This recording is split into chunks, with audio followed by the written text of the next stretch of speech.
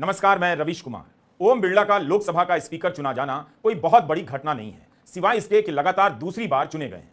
बड़ी घटना है विपक्ष का उनके पहले कार्यकाल के बारे में सदन में खड़े होकर उन्हें याद दिला देना। स्पीकर ओम बिरला को अपने स्वागत में यह सब सुनना पड़ा। तटस्थ रहा कीजिए, भेदभाव मत कीजिए, जनता की आवाज को ज्यादा से ज्यादा अवसर दीजिए। राहुल गांधी ने कहा कि कार्य कुशलता के नाम पर लोकतंत्र की भावना को पीछे नहीं रखा जा सकता। विपक्ष ने 2019 से 2024 के बीच की कई घटनाओं का उल्लेख किया तो स्पीकर ने भी अपने भाषण में आपातकाल की याद दिला दी और विपक्ष को छेड़ दिया। तो क्या विपक्ष के संविधानवाद के जवाब में स्पीकर की तरफ से आपातकाल की याद दिलाई गई, जो इन दिनों बीजेपी इमरजेंसी की याद में कार्यक्रम मना रही है। अखिलेश यादव ने स्पीकर के स्वागत में कहा कि आप हर सांसद को बराबरी का सम्मान देंगे, सांसदों को सदन से निकालकर सदन की गरिमा को ठेस नहीं पहुंचाएंगे। आपके पास 5 साल का जहां अनुभव रहा है, वहीं आपके पुराने और नए सदन का भी आपको अनुभव रहा है। मैं अपनी तरफ से, अपने साथ के सभी सदस्यों की तरफ से बहुत बहुत बधाई और शुभकामना देता हूं। जिस पद पर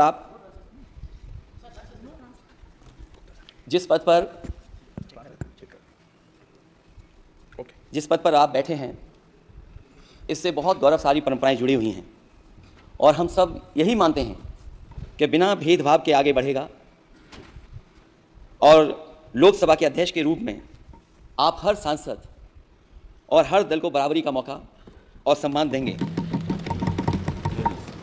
निष्पक्षता इस महान पद की महान जिम्मेदारी है। आप लोकतांत्रिक न्याय के मुख्य न्यायाधीश की तरह बैठे हैं। हम सबकी आपसे अपेक्षा है कि किसी भी जनप्रतिनिधि की आवाज़ दबाई न जाए और ना ही निष्कासन जैसी कार्रवाई दोबारा सदन की गरिमा को ठेस पहुंचाएं। आपका अंकुश विपक्ष पे तो रहता ही है, लेकिन आपका अंकुश सत्ता पक्ष पे भी रहे। अध्यक्ष महोदय, आपके इशारे पर सदन चले, इसका उल्टा ना हो। हम आपके हर न्याय संगत फैसले के साथ खड़े हैं। मैं एक बार फिर आपको इस अध्यक्ष पद पर बैठने के लिए बहुत बहुत बधाई देता हूं।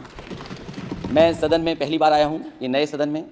मुझे लगा कि हमारे स्पीकर की कुर्सी बहुत ऊंची होगी, क्योंकि मैं जिस सदन को छोड़ के आया हूं, अध्यक्ष जी उसकी कुर्सी बहुत ऊंची है। उस समय भी मैं अध्यक्ष जी किसको कहूं कि ये कुर्सी और ऊंची हो जाए। जहां ये नया सदन है, वही मैं आपकी पीठ के पीछे देख रहा हूं, पत्थर तो सही लगे हैं, सब कुछ अच्छा लगा है, लेकिन कुछ दरार में मुझे कुछ सीमेंट अभी भी लगा दिखाई दे रहा है। अध्यक्ष महोदय, मुझे उम्मीद है कि आप जितना सत्ता पक्ष का सम्मान करेंगे, उतना ही विपक्ष का सम्मान कर करके हमें भी अपनी बात रखने का मौका देंगे। मैं आपको बधाई देता हूं, शुभकामना देता हूं, हर तरीके से आपके साथ है। 2024 का यह जनादेश है कि विपक्ष बोल रहा है। इसी लोकसभा में पिछले कार्यकाल में क्या क्या नहीं देखा गया। विपक्ष के सांसद जब बोलने उठे तो उनकी माइक की आवाज गायब हो गई। राहुल गांधी भाषण दे रहे थे, तब लोकसभा के कैमरे पर उनकी जगह स्पीकर को ज्यादा दिखाया जाता रहा।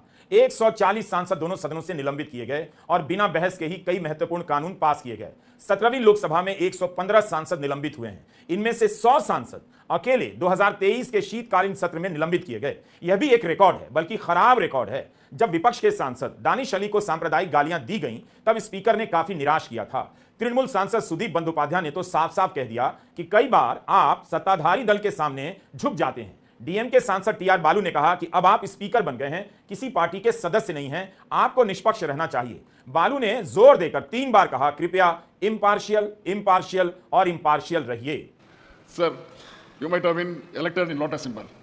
The lotus is known for, I always float in water, over the water. But it don't allow the water to stick onto the lotus. This is a natural thing. Like that, you might have been elected by my BJP friends.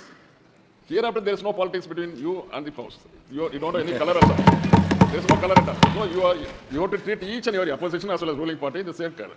So I should only request you, kindly be impartial.